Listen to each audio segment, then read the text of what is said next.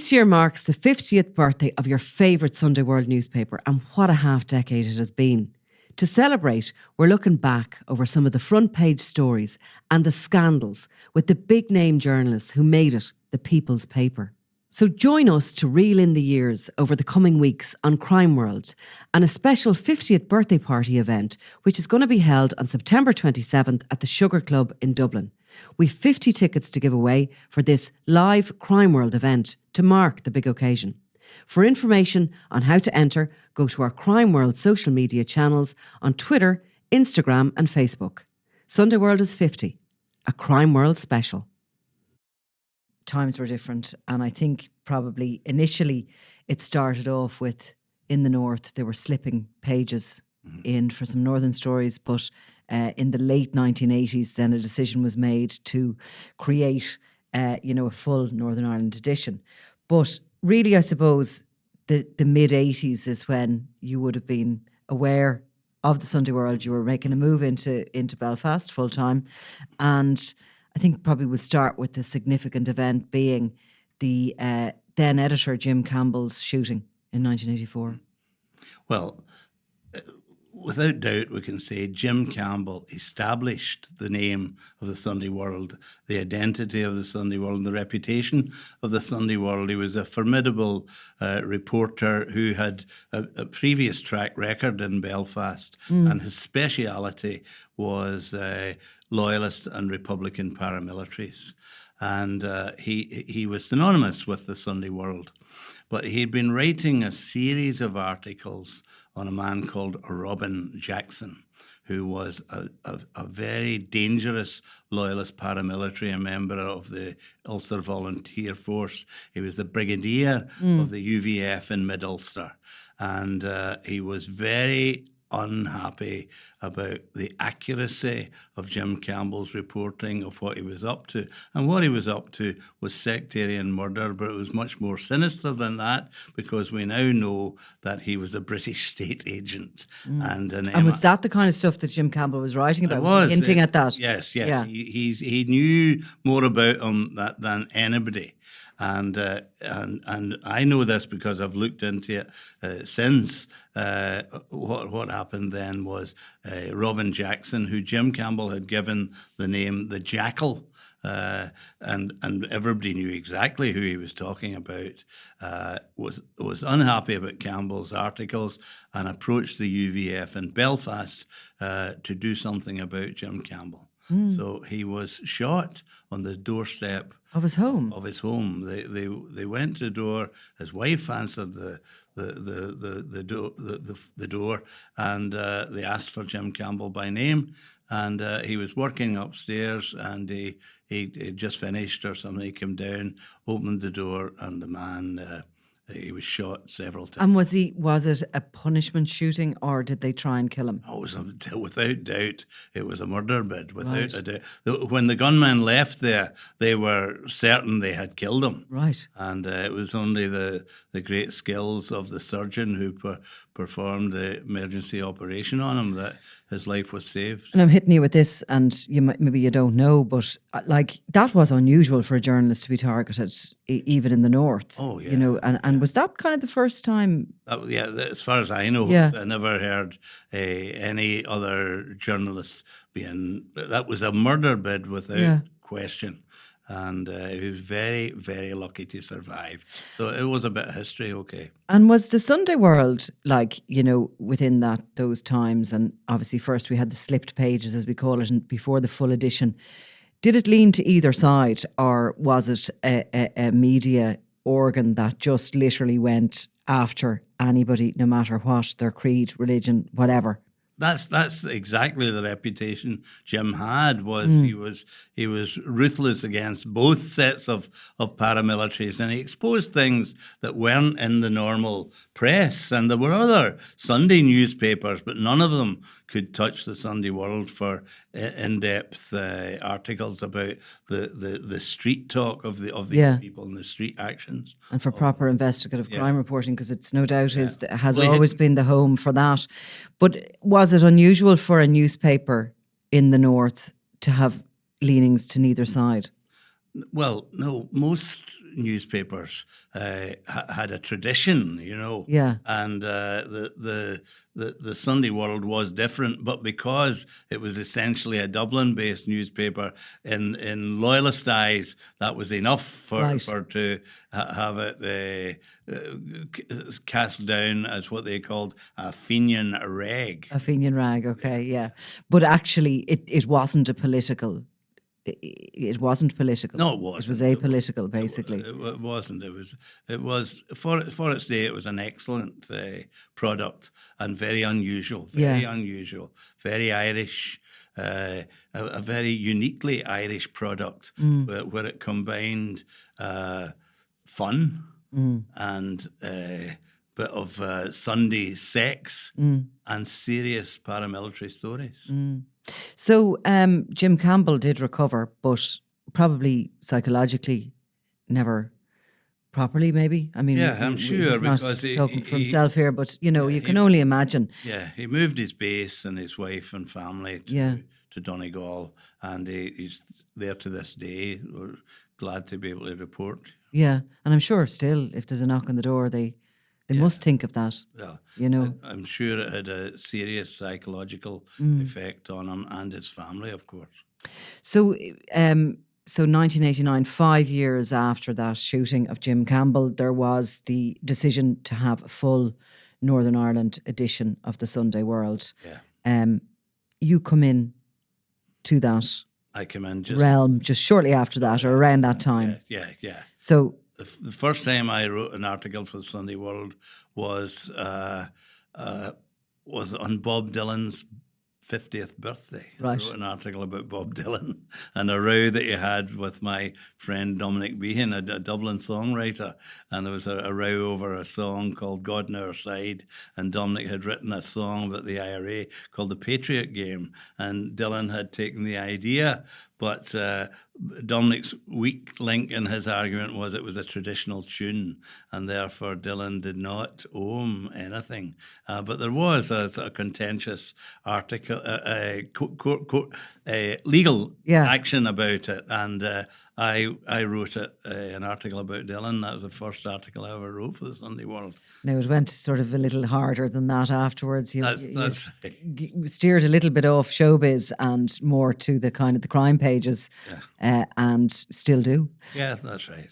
But so tell me, we were going to talk about, the early days of that, your experience of it, and really 1993, like the 90s in Belfast were just, it must have been a horrendously difficult time to be a journalist working in the middle of it. Such a tiny city. Yes, a small city and small province. I mean, 6 counties of Irish 32. You could be anywhere you wanted to be within a few hours. So it was a difficult time, very tense. There was, in the 90s, reflected sort of up-gearing of the paramilitary as they went towards the ceasefires that we eventually all knew were coming. But there was an increase in paramilitary violence. And of course, there were the big importation of guns for the IRA from abroad, and also the Loyalists were successfully brought in guns from South Africa. So it was it could easily have slipped into a Beirut type situation with gun gangs roaming the streets, and it was very, very close to that. Now, 2 hours down the road nowadays on the motorway, our journalists down here would have been concentrating on crime, drugs. Yeah. I mean, we're coming into the sort of the second really wave of the heroin epidemic. Yeah. You've got the big names. You have the John Gilligans upcoming in the early 90s.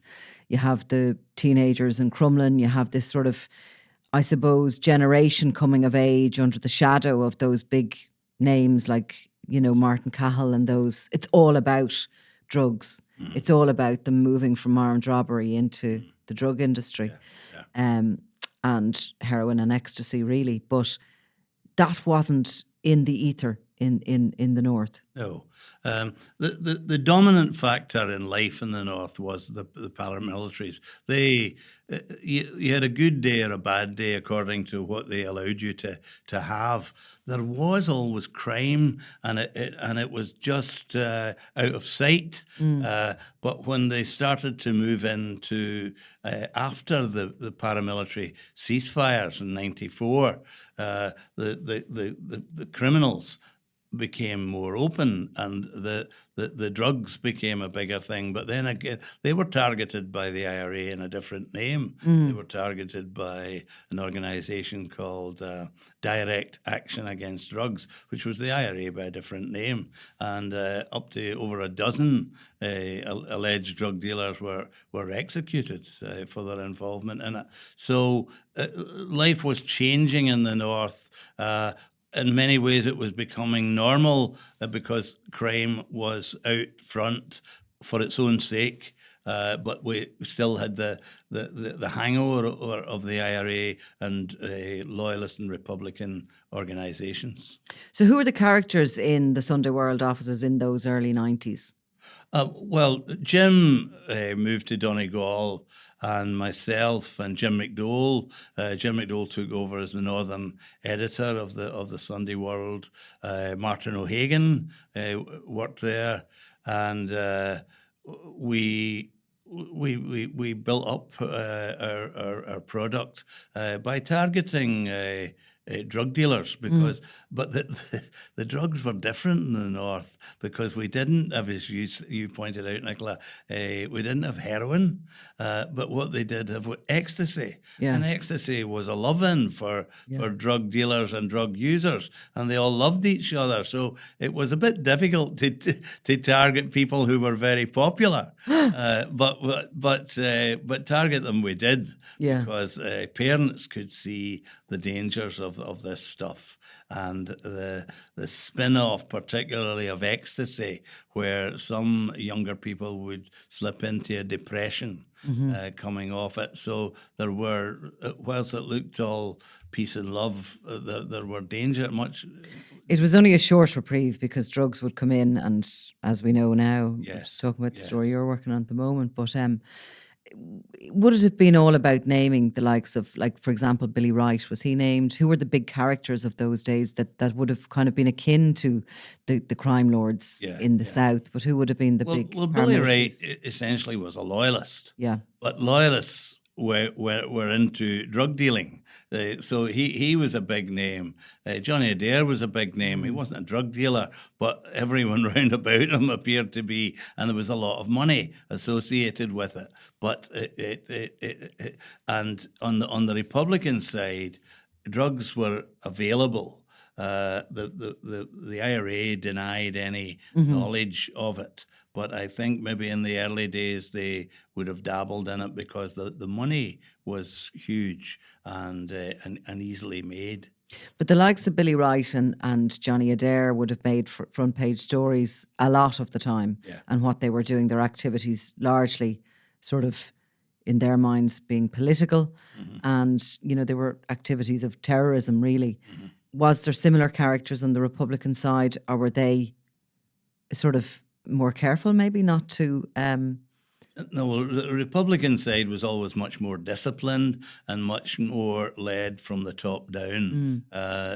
Republican figures within certainly the IRA were not allowed to operate individually. Certain areas they ran it kind of like fiefdoms, but that was a much more loyalist thing, where areas were controlled by the local loyalist paramilitary. And these guys became, crassly, I suppose, celebrities of sort. They were on the front page. Their activities were being monitored constantly by journalists, and sometimes they didn't like it.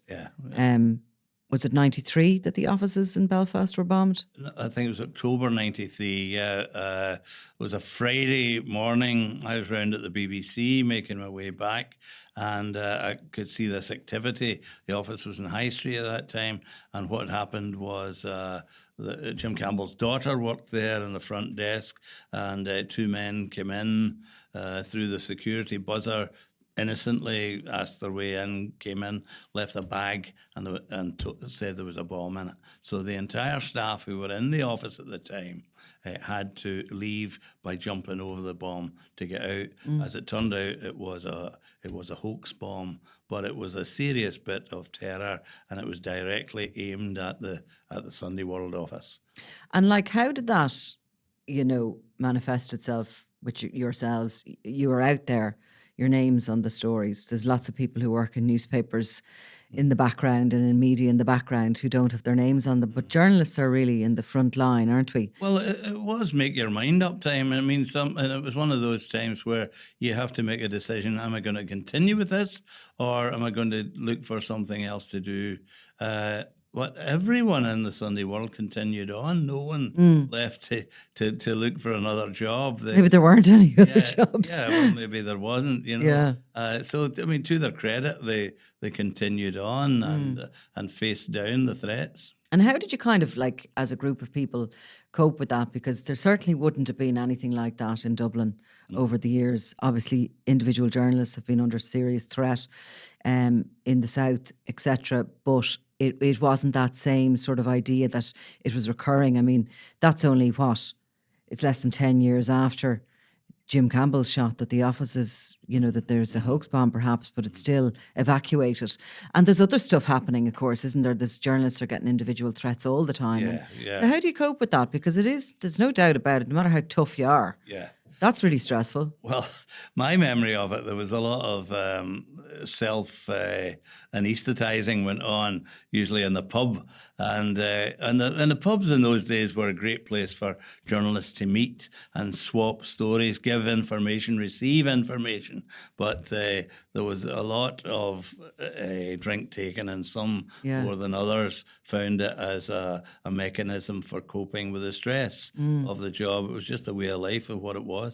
There's sort of an attitude as well, I think, maybe things have changed now, but sort of older school journalists like ourselves, that you didn't want to make a fuss and you'd feel a little bit embarrassed if you sort of mentioned that you're a bit stressed out. So you just... Yeah, that's right. Exactly. That was it. It's sort of a bit of a tough image or something, isn't it? Yeah, exactly. Silly, actually, when you think of it now in these times when we have to talk about all our feelings and everything. But certainly, you'd feel... Yeah, that's right. You're letting the side down. I agree totally. But, but the pub certainly helped with all of that. You know?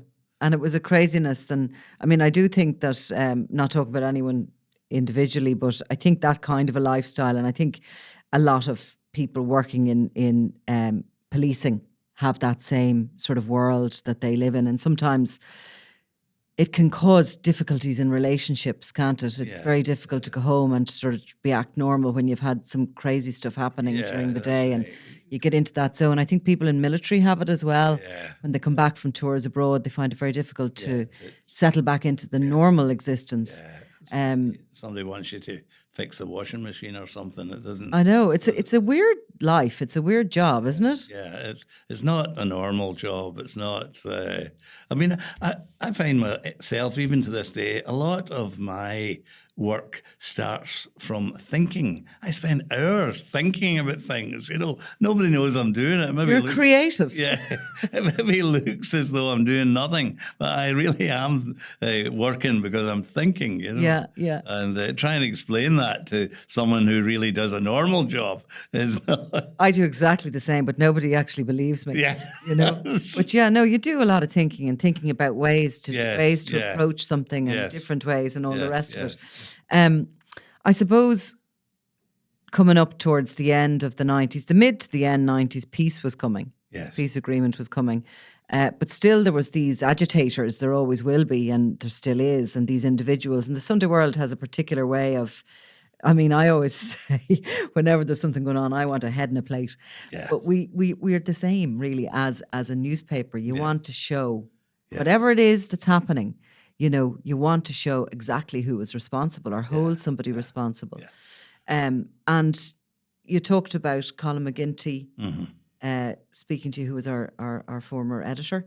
Who did he want to? Was it the Army Council of the IRA after the Omagh What happened was the ceasefires happened in 94. First of all, the end of August, the IRA ceasefire, and the Loyalists followed in October.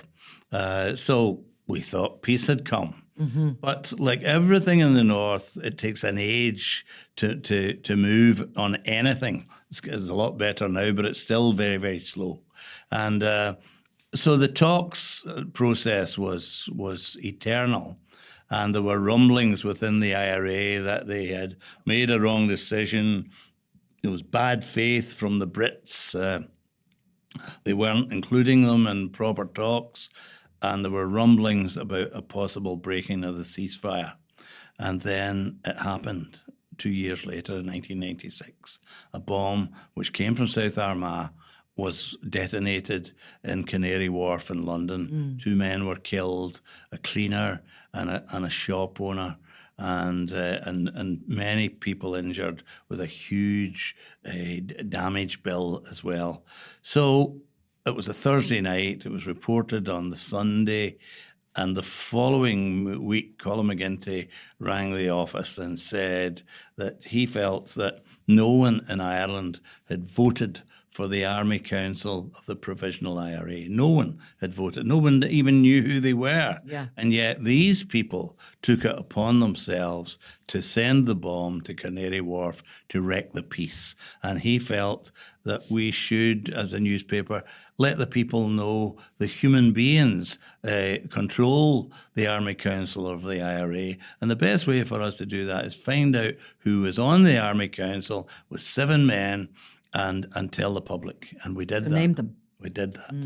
Now, I mean, that as a journalistic feat is, I mean, there's so much. I mean, it's not just a case of, going out, taking down a list. I mean, you have to be so correct. Imagine getting one of them wrong. Imagine getting anything wrong in that situation. Yeah. I mean, this is going to be front page news. Yeah. These people are going to be named for the entire country to see who they are. Yeah. So how do you go about that? Well, we've established good contacts, obviously. Yes, exactly, and we double checked with each other, and had many meetings in the course of that week to upgrade our intelligence and our knowledge of the situation.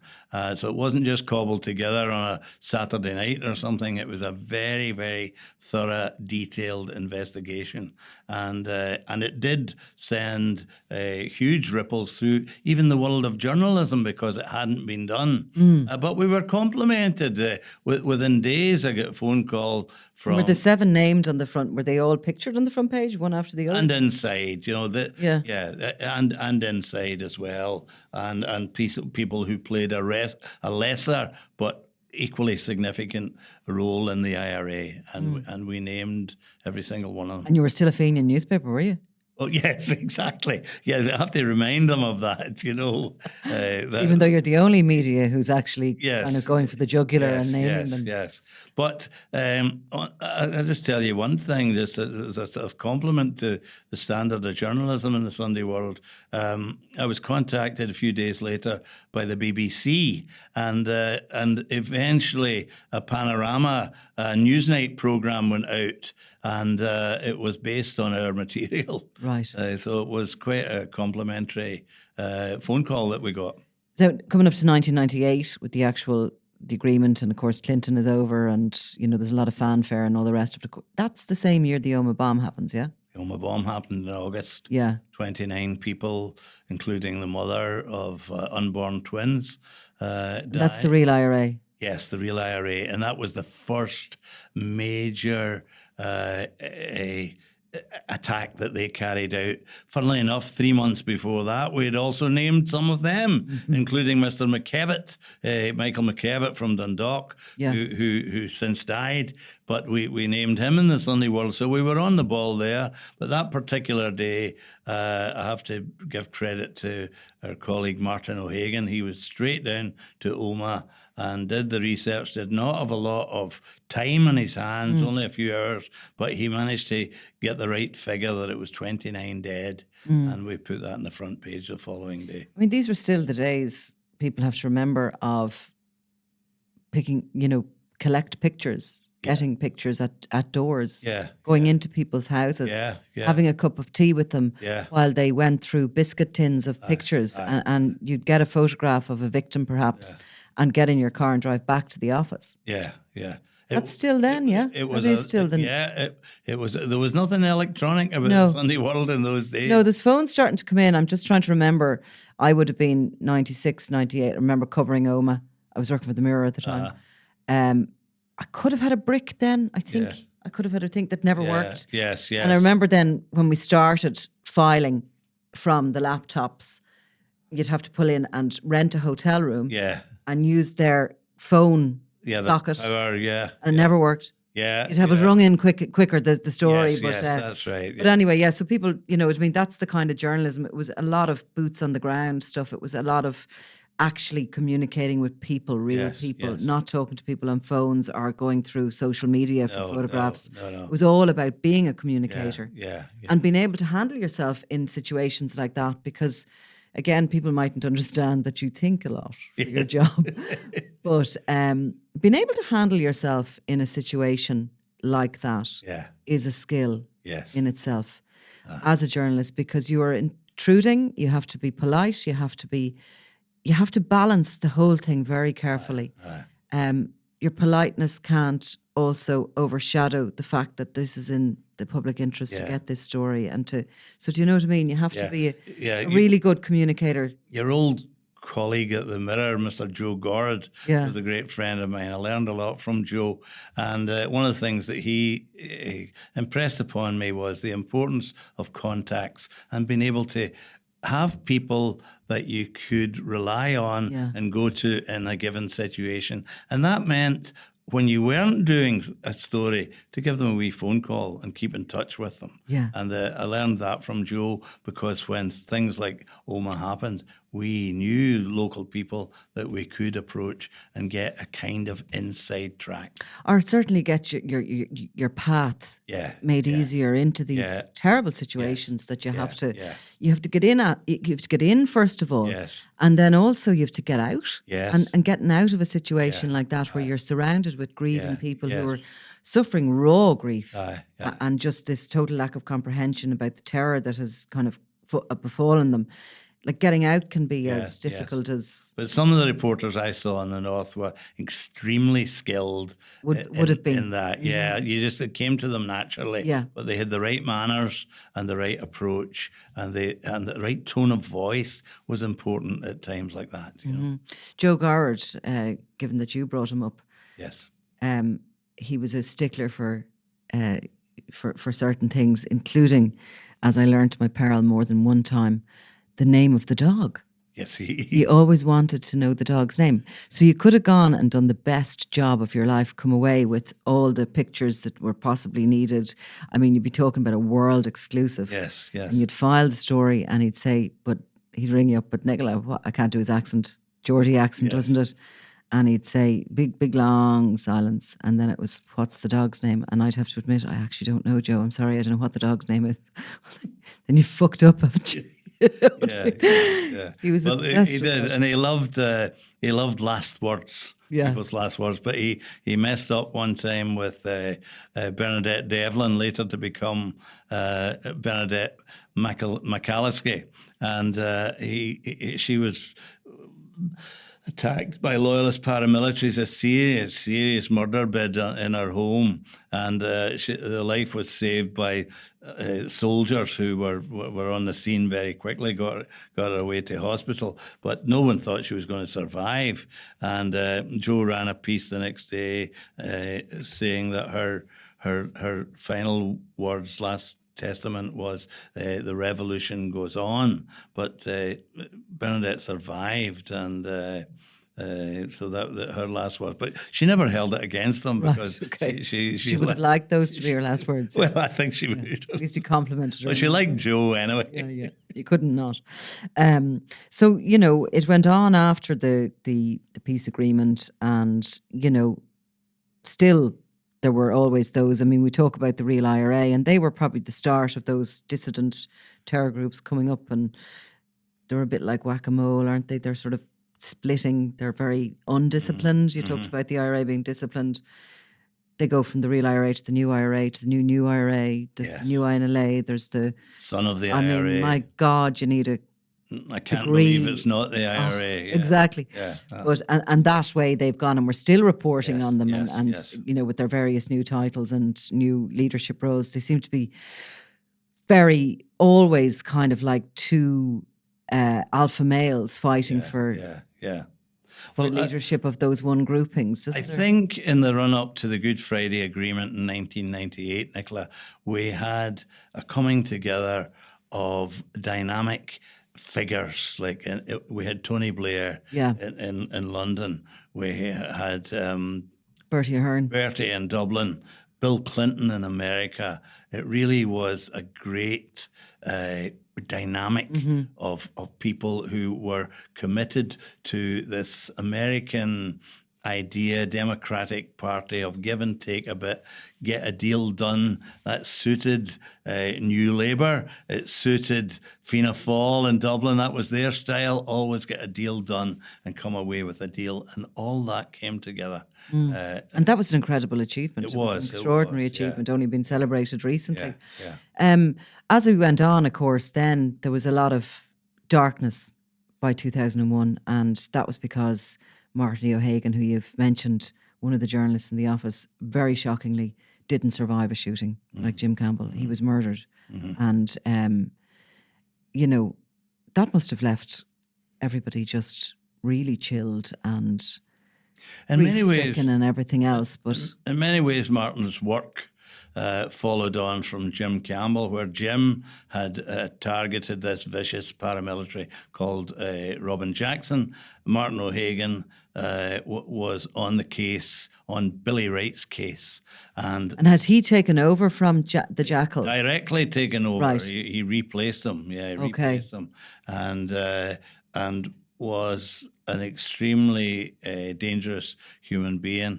And he had fallen foul of the mainstream UVF, which was and still is based on the Shankill Road in Belfast. That is the hub of the Ulster Volunteer Force. And this may be an ignorant question, but was he too dangerous for them? Was he too volatile for them or something? Well, he believed they were surrendering, right, and said it openly. Right. So he was dismissed from the UVF, but.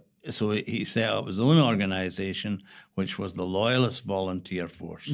So this was the danger. There were some kind of links between him and Johnny Adair. So it looked as though a new, they were going to merge. Bigger loyal. It's kind of been denied, but I think that's fairly accurate. That was going to be a merger.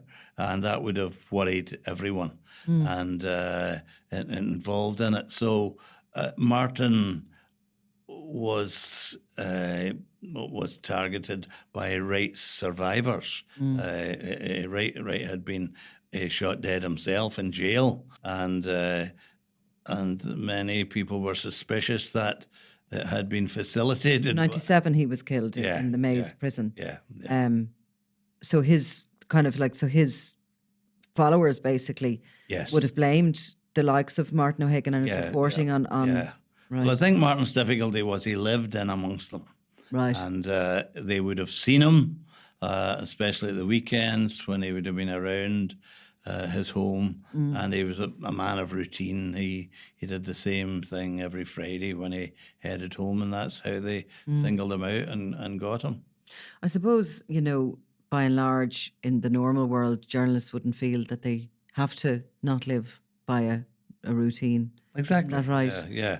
And of course, the Belfast and the North was and is changing. It's a million times better than ever it was. And you can talk about the British dirty tricks department, whatever they did, and they did it in conjunction with the Americans and the Irish government in the end. And but we do have peace. Yeah. We do have peace. So what was the effect of Martin O'Hagan's murder on you guys? Well, I think it was shocking to everyone, shocking. And again, the big decisions have to be made. Do you stay or do you get out? And I think, again... Do you remember being told? Being told about it? Yeah. What Derek Henderson, my friend at PA, rang me about 1 o'clock in the morning, and he he wanted to know about Martin. He believed he had been shot in Lurgan, and it was a huge event, and it was massive news. Were you in and out of the office at the time? Yeah, it was. I mean, the paper had to be changed the next day. It was a Friday night, and all the papers were calling in to pass on condolences and also to learn a bit about what happened. And was there a suggestion that this was an attack against the Sunday World, or was it kind of from the beginning always seen as a personal attack against Martin O'Hagan? Did you feel that they were coming for, or they could have been coming for you guys too? Yeah, well, the murder of Martin was essentially targeting Martin, but as a secondary effect, it was an attack on the Sunday World for what the Sunday World was doing to people like that. I mean, the particular individuals involved in Martin, their names are known. I mean, they were part and parcel of the drugs world. And would you have, I mean, I always think Belfast is small, but actually it's not. It's quite big. Yeah. Would you have kind of wandered into a place and maybe seen them, or? No, you wouldn't see them in Belfast. But when you know that Belfast city centre is a fairly neutral place, there's not many places these people would go. They tend to stay in their own suburbs. Yeah, and Belfast tends to be a kind of collection of villages that are all joined up. But where these boys came from, they came from the Mid Ulster, which is still steeped in plantation. The divisions that were there 300 years ago are still there. So you wouldn't have ever been rattling up into a pub there and settling back for a few pints? No, ever? No, not at all. Not at all. Yeah. So, you know, and a horrendous event, and sometimes it is overlooked. I think when, you know, some years later, obviously, some years previous, Veronica Guerin had been murdered in the south, and that always seemed to have got more publicity maybe than the murder of Martin O'Hagan. But nonetheless, he was the only journalist, I think, murdered during the course of the Troubles. Yes, he was. In the north of Ireland. He certainly was. There was another journalist was shot, a journalist stroke academic, but that was Queen's University. It was loyalists that did that. You know. So, and like, you know, we talk about there being the 6 counties and that. You'd have been a well-known face, would you? Always. Well, it is a small place, you know. If your face is in the paper every other week, then people get to know you, you know. Yeah. So kind of like the journalists, the Sunday World journalists would have all been known wherever they went, and you know, I'm sure you had friendly approaches as well as not so. Yeah, I mean, some people are great fans of the Sunday World, you know. Yeah. More people maybe the other way. But go on and tell me about and, you know, not to make light of Martin O'Hagan's murder there, you know what I mean, but we'll move on from that. So what were the big stories then that you would have been covering during the noughties? Obviously, you know, we couldn't cover that period without talking about Dennis Donaldson. Well, that was a significant story at the time. And Dennis Donaldson, and it's still not ended to this day, Dennis Donaldson was a significant figure in the IRA, having joined it in the 60s when he was a bit of a hippie, joined it in 66, I think. And he was a very trusted figure.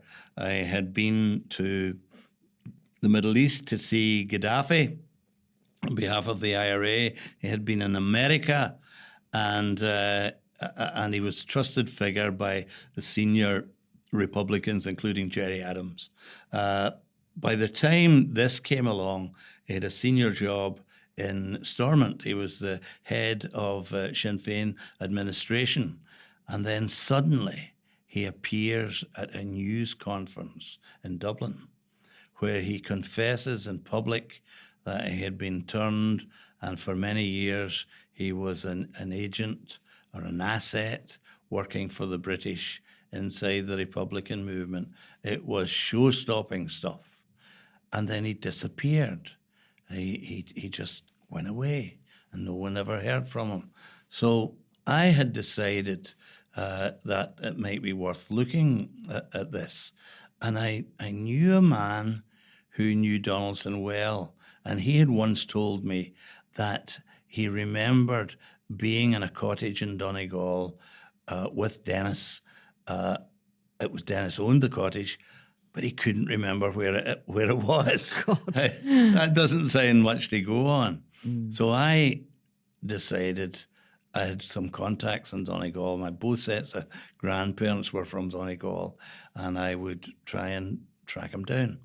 So I went first of all to Gweedore region, West Donegal. Nothing round there, although they had seen him. So I knew it was a possibility. He was in Donegal. I drove further south to the lovely town of Glenties, and I was sitting reading the Irish Times on the main street in Glenties, and I looked up, and lo and behold, there was Dennis crossing the road to get into his blue car. I can't remember, it might have been a Toyota. And he was facing in my direction, and when he pulled out, I pulled out behind him some distance. He turned left on the back road to Duchry, if you know where that is, down various alleyways. I kept him at a long distance, and he pulled in to a cottage I drove on past. He went down into a hollow. I drove on past and came back. And the following morning, we went back this time, and I went to the door. He clearly saw me coming to the door, and there was a fellow with me, and he came out and pulled the door behind him. Well, we chatted for 14 minutes at the door. I was asking him questions about why I had decided to become a British agent, but he said very, very little. But we had 14 minutes of him on film. Now, that was a significant story, big story for the Sunday World, but it became even bigger when less than 3 weeks later he was shot dead at that spot. And I did 76 interviews in 48 hours, including Emily Maitlis at Newsnight. You didn't reveal his actual location, because there would have been a lot of criticism, I suppose. That Emily asked me that. Yeah. Clearly she hadn't seen our article, but knew that we had revealed who he was. But we quite deliberately took the decision not to name what he was. And when Emily asked me that, I said, look, all we said was that a whitewashed pre-famine cottage in Donegal. I said it would take you 3.5 hours to drive from Mallinhead in the Inishowen north end of Donegal to Ballyshannon in the south, and there are literally hundreds and hundreds of whitewashed cottages. And look, if I always reckon that if a journalist can find somebody or can do, you know what I mean? If a journalist, sometimes our photographers get photographs of people whose maybe lives are under threat. They're just holding a camera up and taking a photograph of their head. Like, if we can do that, whoever wants to actually kill them, whoever actually wants to track them down, has far more resources than probably we ever have. Yes. So in that case, somebody else obviously had eyes on where he was as well. Oh, yes. And he was behaving and living very openly as such within that small area, that small village. Well, the other thing is, why I say this isn't finished, is we've recently discovered through the inquest court listings in Donegal into the death of Dennis Donaldson, that the Gardaí revealed that a man whom they didn't name, who was serving a lengthy sentence in Scotland, would be returning to Donegal because they had found DNA evidence relating to him at Dennis Donaldson's cottage. So that's still to come up. But the man is currently serving a lengthy sentence in Scotland for the attempted murder of Johnny Adair and his friend Sam Skelly McCrory. Right. They received a huge sentence.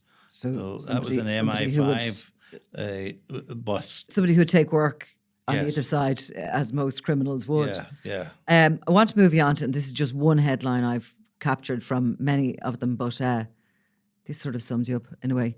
Saturday, January the 16th, we're talking, and it's in the Irish Examiner by Dan Buckley. And the headline is, Journalist arrested in home of Robinson's ex-lover. Police in the north have confirmed that a journalist with the Sunday World newspaper was arrested inside the East Belfast home of Iris Robinson's former teenage lover. Go on. What was happening here? Well, that's Kirk a very, McCambly was very his name. interesting story. The Robinson story, as most people know, was a huge scandal, and it came to light through a BBC Spotlight programme where Dennis Donaldson, where Peter Robinson's wife Iris, who's an MLA, emerged that she had an affair with a teenage lover called Kirk McCambly. And Dara McIntyre did an excellent programme and told the whole world about that. So everyone wanted in on this, and I did the odd wee piece on it. But a very significant story came my way where one day I'm heading home on the bus and I received a phone call from a fella I knew who said, look, I would like to introduce you to a friend of mine who's renting a house to Kirk McCambly, and he's way behind in his rent and the place is a disaster. Would you like to meet him? And I said, yes, I'll ring you back. So when I got off the bus. So I very quickly arranged to go and see this property. And I rang our photographer, Connor McCauley, he came with me. And we go to the place and we've been shown around this lovely, what should have been a lovely semi-detached house in East Belfast, but it was a disaster. There were bits of motorbike lying around, place was a mess, things were broken, and they were behind in the rent. And we were taking some pictures. We took some pictures upstairs in one of the bedrooms, and McCambly had written on the wall a poem about Iris Robinson. So it was very interesting from a newspaper point of view. For sure. Yeah. But whilst we were there, the door opened, and it was McCambly's business partner. They owned a cafe that Iris had helped them set up. And he came in and confronted the man who owned the property. Why are you here? Why? He said, I'm here because you're behind in the rent. So a row goes on between them, which has nothing to do with us. No. But it goes on in front of us. Two innocent souls. Yeah, and there's a row. There's a row. And the man said he was going to ring the police. And he did. In front of me, he rang the police. And the police went into a panic thinking, it was just before Christmas, I think the police thought it was a tiger kidnapping, that there were men in this, and the police arrived with not guns blazing, but they had machine guns all over the place. And we were asked to step outside. It was freezing cold outside. There was a female officer in charge, and she interviewed the man who had made the complaints. And then I suddenly realised the focus was coming on us, and we were getting accused of assaulting him. Never touched him at all. But it sounds, I mean, the headline after the headline, it says Belfast-based Hugh Jordan and a second man, believed to be a photographer, Yes. were arrested by police officers around 6:30 p.m. on Wednesday at Kirk McCambly's home in the Belmont area of the city. It's understood the pair were in the 21-year-old's bedroom when they were challenged. Like, it doesn't sound great. That's not true. That's not true. Which paper was that? Well, that was the Examiner. If you want to speak to him, the journalist was a guy called Dan Buckley, so you could give him a call now after this. Well, that's a bit of gossip that's carried on. We were arrested outside, and I didn't even know we were arrested. The first I heard of it was the following day when the Belfast Telegraph rang me looking for a comment, and I denied that I had been arrested. Only when I rang the police I actually had been arrested. But so they tried for a while, but it ran on for a few years, and then they withdrew the charges. But where are all those people now? Where's Kirk McCambly? Well, McCambly went into police protective custody because he gave evidence against Republicans who were trying to extort money from him, from his business. About this story and his because McCambly was a drug dealer, and we had exposed him as being a drug dealer. And that was another case that I was involved in by accident. I never even knew anything about it. When they were putting the bite on him, they said, if you don't pay us money, we're going to give this story to Hugh Jordan. So I was mentioned in the court case, but the police successfully got prosecutions and convictions against that gang. As the kind of the I suppose the paramilitary began moving completely into drug dealing, you were kind of starting to report on them for whole different reasons, but they were the same cast of characters. Oh, yeah. There was a lot of people easily transferred from paramilitary gangs into simple crime gangs. Without doubt, that was the case. I mean, we have a couple of front pages stories, a lot of them around the UVFs and various others that are involved. A lot of the kind of the loyalists in particular involved in drug dealing and them being named and exposed. Yeah, that presumably the Republicans the same. Yeah. Well, I was going to ask again, is it the same kind of, no, are they a little bit less? Not so many. I mean, certainly as the years went on, Republicans who were involved in it, but there were Catholic drug dealers. Yeah, of course. Yes, that was the thing. Yeah. And we had a lot of dealings with the drug dealers. We actually bought drugs. That was another arrest. We brought drugs from a loyalist drug dealer. And when I was driving away with the drugs, one of his friends phoned the police and told them. So we were arrested for that. But we were able, after a couple of years, to convince the police that it was our purchase of the drugs was purely to highlight the drugs problem. The police dropped the charges. Now, you wrote a book about Johnny Adair. Just remind me the name of it. Mad Dog. Mad Dog, of course. And you also wrote a second book called, and I have it, Milestones in Murder. Yes. Over the course of your career. 2 books? 2 books. Just 2, Hugh? Yeah, and I contributed to a couple of other books as well. Anyway, you wrote those 2 books over the course of your career, and you've had kind of a bit of a, some of these people that you've been writing about and you've been a bit of a pest to over the years, you've all grown up maybe and matured, and maybe you all think a bit more. Yes. You have an interesting relationship nowadays with Johnny Adair, which you probably never thought would have been possible. I'm quite astounded at that, really, yeah. Well, Adair has matured. And, I mean, the one thing that I have to say about him is when the peace came along, when the 1998 peace agreement was signed, Adair quit. Adair went for it, said it was over, and he has never wavered from that. To this day, any interview I've ever done with him, he always insists the war is over. Let's get on with life. Let's get on with living. Give people a better better chance of life. That is his enduring thing. So you can say, Johnny Adair was not a nice guy. He was a director of terrorism. The courts got it right when they convicted him of that. But he has moved on, which is why him and I are probably able to converse. And also perhaps a lot of people have moved on. I've noticed just from the little bits I've been doing over the last while that it feels like people are ready to talk now. And, a lot of people that have been victims of horrific crimes and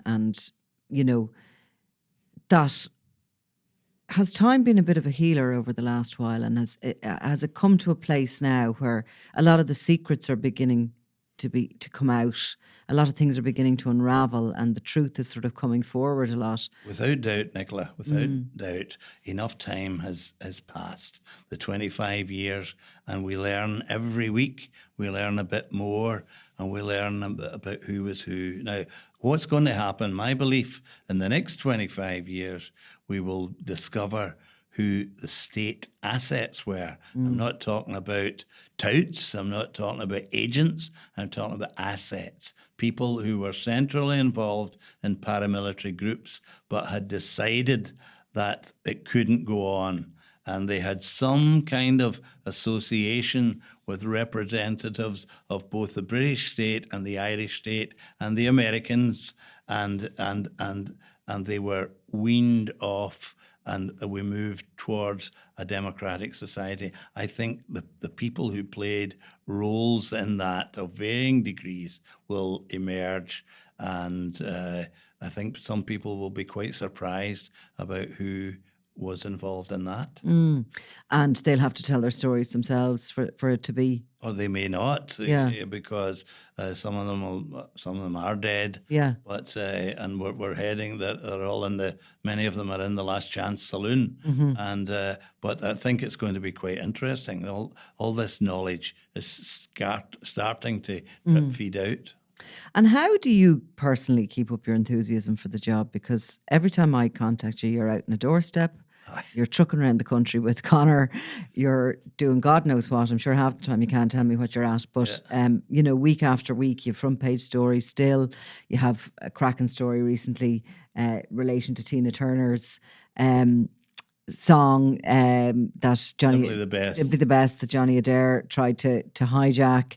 You have stories week in, week out. We were only talking over lunch there about twins who have both died from the new synthetic drugs. Yes. Having taken them, twins in their 40s, which is extraordinary, having taken them together at a party or from the same batch at least. So you have an enthusiasm, an ongoing enthusiasm for journalism, for telling stories and doing so in the Sunday world. Yeah. So you're the past and you're the future. Yeah.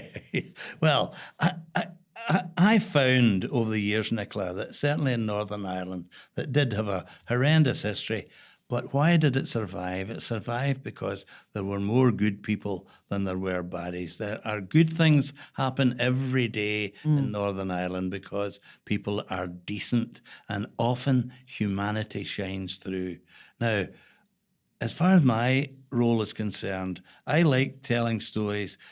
I have a wee phrases as in one of them is, tell me something I don't know. And the black stories that are in behind the veil have to be told. And sometimes these come my way, and because I've developed a bit of a skill, I can bring them out, and people appreciate that, and I certainly enjoy it. And I've never lost my enthusiasm. No. Every day I worked in the Sunday World office, I loved going in there. Yeah. I loved going in. Yeah.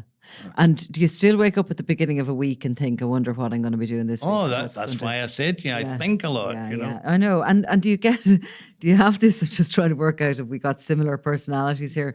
Do you get this overwhelming sense of boredom when nothing has happened, like that it's going to crush you? That sort of ennui when things aren't busy or there's not somewhere to stick your nose in? Well, it happens very occasionally, but it does happen. My friends tell me that I go quiet and I go into a bit of a depression because I don't have the enthusiasm. But the next day that can be gone, you know. Yeah, because that's the thing about the job. It's probably perfect for people with, attention difficulties, but because, you could start a day out boring, and in the middle of it something could happen, and all of a sudden you're onto something that you're going to be working on for God knows 10 years or something. That's right. Yes. It's a great. So I suppose finally, what are your thoughts, feelings, sentiments about the Sunday World?